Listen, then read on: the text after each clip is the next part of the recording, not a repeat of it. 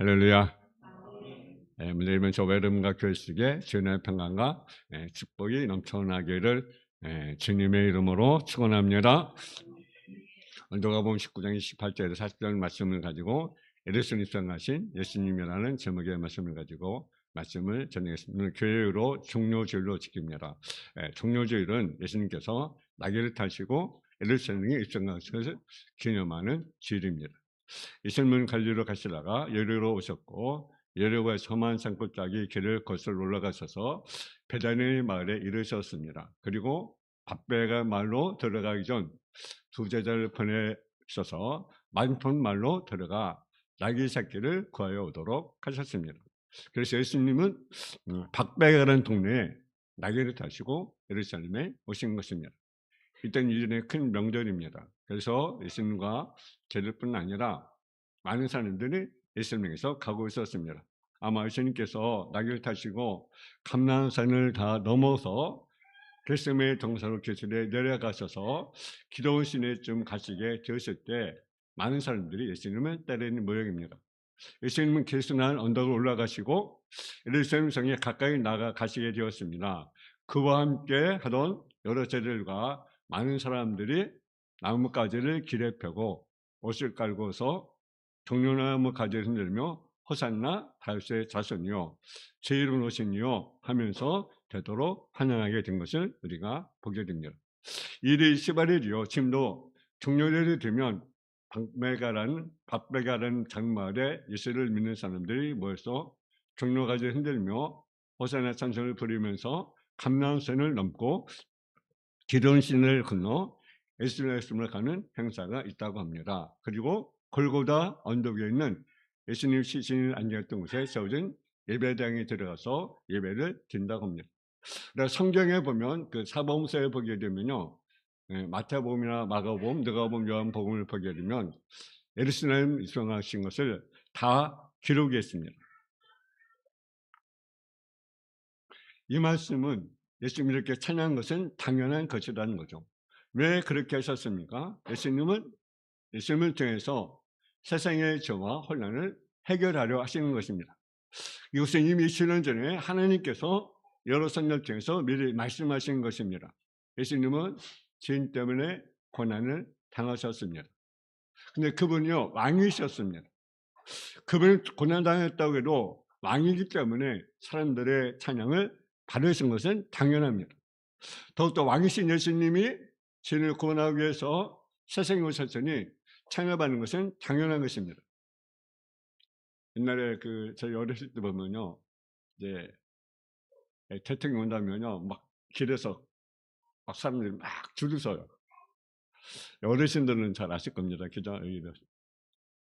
대통령 온다면, 뭐 어느 지역에 온다면 거의 막 줄을 서고 쫙 기다려요. 여러분 대통령뿐 아니라요. 저희 이제 교회 제가 군대 있을 때 보니까 이제 사단장이 온다고 하니까 근데 비상이 걸리더라고요.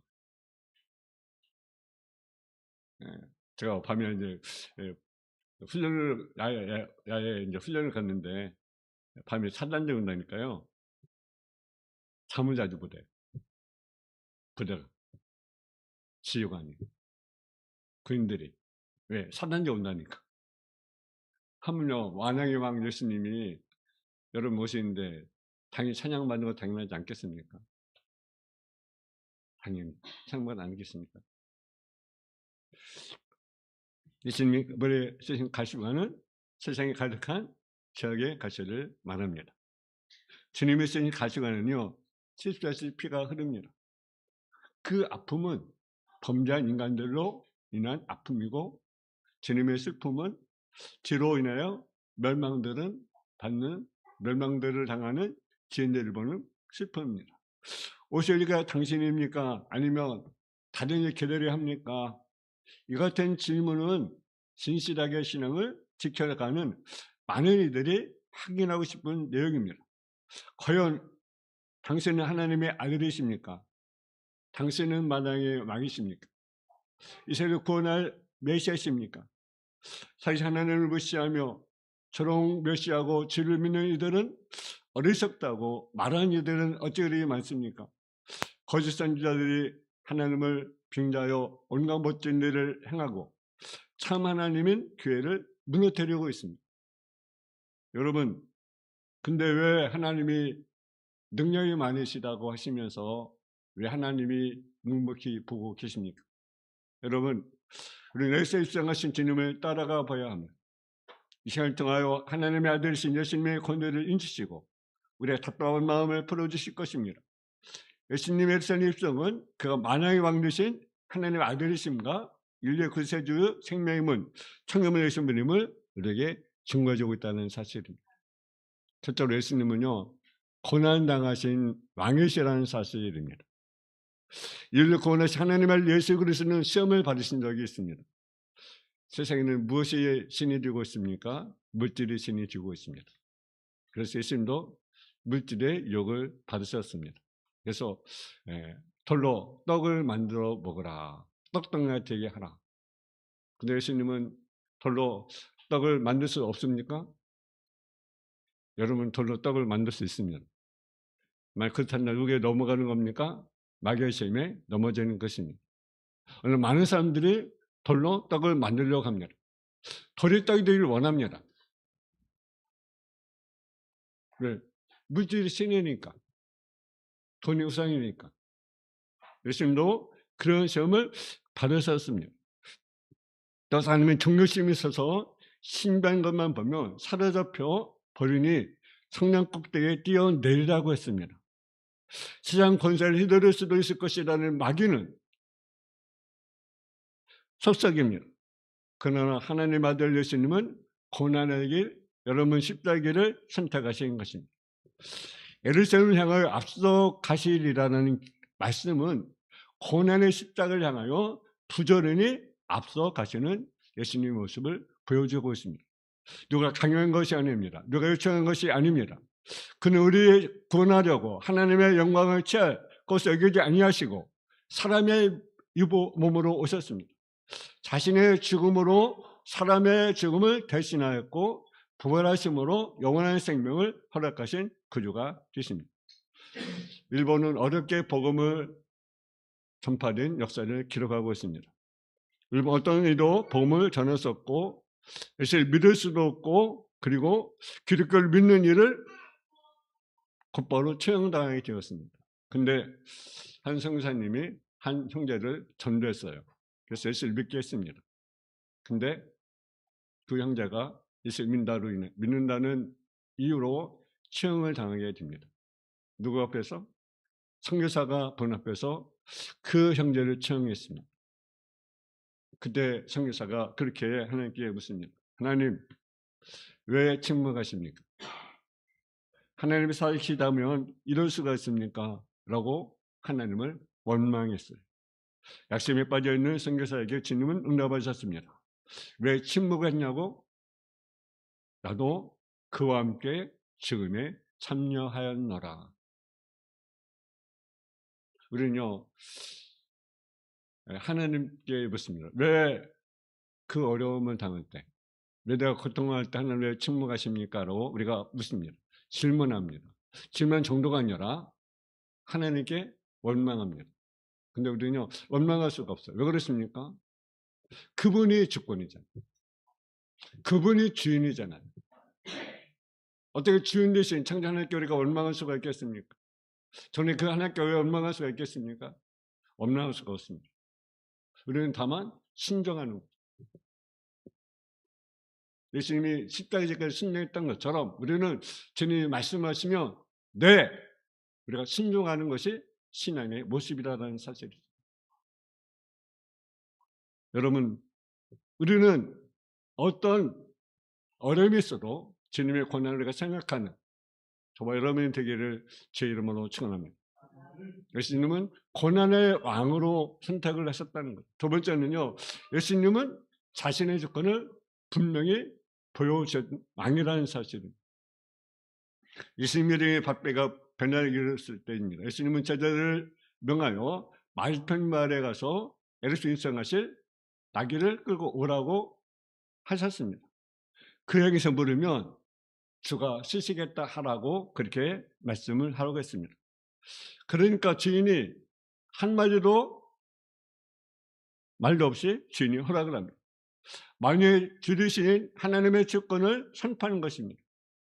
그러나 하나님은 이 주권으로 로마를 붕괴시키거나 헤롯을 몰아내는 방법으로 드러내지 아니하시고 근래에서 준비하며 신령들을 통하여 나타내기를 원하신 것을 우리가 보게 됩니다. 우리도 주님이 주권 아래 우리는 언제든지 우리가 해야 됩니다. 왜? 우리가 그분이 주인이기 때문에 그렇습니다. 여러분, 예수님 우리의 생명의 주인이십니다. 모든 생과사가 누가 있습니까? 하나님께 있습니다. 그렇다면 그분께 당연히 복종하는 것은 당연하다는 사실이에요. 이런 경우에 세 나무 그루가 서 있었습니다. 첫 번째 나무는 예루살렘에 들어가 나는 성전의 기둥이 되겠다는 꿈을 가지고 있었습니다. 그래서 하나님께 예배하러 오는 이들에게 자랑스럽게 보이기를 원하셨습니다. 그런데 어느 날 목수가 베어지고 베들레헴의 작은 마구간에 더른 말구가 되었습니다. 두 번째 나무는 진의 범선이 되어서 세계에 오가는 사람들을 새로 나르며 섬기는 생활을 하겠다는 꿈을 가지고 있었습니다. 그런데 어느 날 이 나무는 작은 갈릴리 어선이 되어서 비린내 나는 옷을 거쳐야만 했습니다. 세 번째 나무는 나는 혼자라도 오래 이곳에 남아 할 높이 자라서 오가는 사람들에게 나그네에게 쉴 곳을 제공해주고 높이 자란 나무를 볼 때 우리에게 하나님이 생각하고 싶다는 꿈을 가지고 있었습니다. 그러나 어느 날 예루살렘이 시끄럽더니 몇 사람이 와서 나무를 이렇게 비는 거죠. 그리고 거치게 다듬어 가지고 십자 형태를 만들어 성문과 골짜기 언덕에 세우는 것입니다. 사형발을 지수 하나가 그곳으로 끌려오더니 십자가의 매듭에 사정없이 나무에 못을 박는 것입니다. 이 세 나무는 자신의 생애를 바라보면서 비판과 낙심이 들었고 빛에 맺은 자신의 모습을 보면서 화가 치밀어서 어쩔 줄 몰랐습니다. 근데 하나님은 그들이 그렇게 바랍니다. 너로 만든 말귀가 내 안에는 독산자가 누웠으며 비린내 나는 고깃배에서 하나님의 아들이 말씀을 선포하는 곳이 되었고 쉴 곳이 되었다. 너로 만든 십자가에 인류의 구세주가 달려 십자가에 주의 삶을 보낸 것이라고 말씀해 주었습니다. 세 번째로 예수님은요, 섬김으로 다신 왕이시라는 사실입니다. 예수님 다신 짐승은요, 어린 날개였습니다. 자신을 낮추시고 지금 우리를 섬기려고 오신 분이기 때문에 다신 날개는 짐승은 낯선 말이 아닙니다. 한번 누가 크냐 문제로 제자들이 다툼이 일어났습니다. 어느 제자는 어머니를 앞세워 자신을 치서했어요. 하나는 주여 편에, 하나는 제 좌편에 앉게해달라고 그렇게 부탁을 했습니다. 그때 주님이 뭐라고 말씀하셨습니까? 너희 중에 누구든지 크고자 하는 자는 섬긴 자가 되고 너희가 뛰밀고자 하는 자는 도리어 모든 사람의 종이 되어야 하리라. 인자가 온 것은 섬김을 받으려면 아니라 도리어 섬기려 하고 많은 사람의 대성물로 주려고 오셨다고 우리에게 말씀합니다. 여러분, 우리는요, 섬김을 받으려는 자가 아니라 섬긴 자가 되어야 합니다. 왜 문제가 생깁니까? 왜 많은 곳에서 문제가 생깁니까? 가정이든 교회든 사이든 왜 문제가 생깁니까? 내가 대접을 받아야 된다고 생각하는 거죠. 왜 기관에서 왜 싸웁니까? 내가 섬김을 받아야 된다고 생기는 거죠. 섬기는 자가 되려고 하면 문제가 생기지 않습니다. 서로 섬겨주면, 서로 성도 섬겨주면 싸울 이유가 없죠. 갈등할 이유가 없죠. 근데 내가 대접 못하려고 하니까, 내가 머리가 되려고 하니까, 그러니까 싸우는 거죠. 분쟁하는 거죠. 다투는 거죠. 예수님은 무엇으로 오셨습니까? 섬김으로 오셨다. 난 섬기러 왔다. 목숨까지 지며 우리를 섬기셨어요. 그렇다고 나 우리를 어떤 자가 되어야 됩니까? 섬기는 자가 되어야 된다. 아멘. 예수님은 섬기려고 오셨고 섬김으로 세상을 다스리는 왕이시다. 우리도 예수님처럼 겸손과 섬김을 배워야 합니다. 그렇지 않고는 천국의 문을 우리가 열 수가 없다는 사실이죠. 겸손은 은혜의 끝입니다. 겸손은 영의 만족 얻는 길입니다. 겸손은 봉사의 비결입니다. 겸손한 날에 예복 입는 것입니다. 네 번째로 예수님은 성도의 찬양으로 거룩한 성회문을 여셨다는 사실입니다. 우리 한번 우리 36절에 40절을 같이 봉독하겠습니다. 36절 40절 시작. 가실 때 그들이 자기 것을 길에 펴더라. 이미 감난산의 내리막길에 가까이 오심에 제자 온머리가 자기들은 바 모든 능한 일로 인하여 기뻐하며 큰 소로 하나님을 찬양하여 이르되 찬송하리로다 제 이름으로 오신 왕이요 하늘에는 영화요 가장 높이서는 영광이로다 하니 무리 중에 어떤 사람들이 말하되 선생이요 당신의 제자를 책망하소서 하거늘 대답하여 이르시되 내가 너에게 말하노니 만일 사람들이 침묵하면 돌들이 소리 지르라 하시니라. 아멘.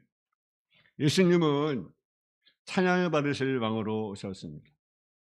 그는 천군천사의 찬양 중에 탄생하셨고 그 백성의 찬양 속에 시온의 성으로 들어가게 된 것입니다. 지금도 주님은 찬양 속의 보좌를 펴시는 분이시다라는 거죠. 그런데 하늘의 백성들이 찬양을 버리니까 이방인의 입으로 찬양을 받았습니다.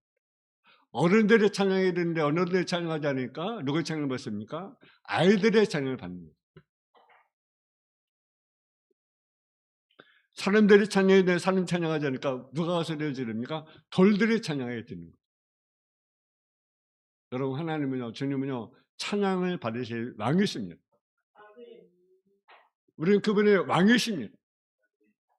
왕이신 그 주님께 우리가 찬양 올려드리는 우리 마음을 다해서 우리 중심을 다해서 그 왕이신 그 하나님께 왕이신 그 주님께 우리가 찬양을 올려드리는 성도가 되기를 여러분 축원합니다. 예수님은 성령 찬양의 영광을 받으신 분이시라는 사실이 마지막으로 예수님은 눈물로 거룩한 성의 문을 여셨다는 사실이죠. 누가복음 19장 41절 44절 보면 가까우사 성을 보시며 웃으며 이르시되 너로 오늘의 평을 가는 일을 알았더라면 좋을 뻔하였거니와 지금 됐네 숨겼더라. 날이 이를지라 네 원수들이 도둑을 쌓고 너를 사면으로 가두고 또 너와 및 그 가운데 있는 네 자식들을 땅에 메어 치매 돌 하나 도리에 남기지 않냐리니 이는 네가 보살핌을 받은 나를 알지 못함을 인함이라 하시니라. 여러분 예수님 회개할 줄 모르는 일생을 보시면서 눈물로 오셨습니다. 예수님은 이런 탄식을 하셨습니다. 회개하지 않은 일생을 보면서 암탉의 병아리 날개를 모으려고 한 일이 한두 번이 아니었다고 우리에게 말씀하십니다. 우리 주님은 눈물로 거룩한 성의 문을 여셨습니다. 우리도 눈물이 마르지 않은 영혼이 되어야 됩니다.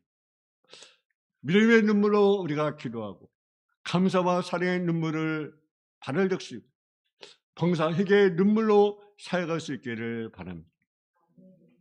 이 시대는 눈물이 필요한 시대입니다. 어떤 눈물이 필요합니까? 회개의 눈물이 필요한 시대입니다. 여러분 이 나라 우리 보면 여러분 어떻습니까? 어떤 생각을 갖습니까? 이때의 교회를 보면 어떤 생각을 우리가 갖습니까? 여러분 우리가 회개해야 합니다. 이 나라 안타까운 사실을 보면서 먼저 우리 자신들 하나님께 회개해야 합니다. 이 나라가 하나님의 손에 있습니다. 하나님의 손을 달려는 것이 하나님의 손에 있습니다. 이 나라 안타까운 현실을 보면서 우리가 먼저 우리 자신들이 하나님께 바로 살지 못하고 우리가 살았던 것들을 모두가 하나님께 철저히 우리가 회개해야 하는 거죠.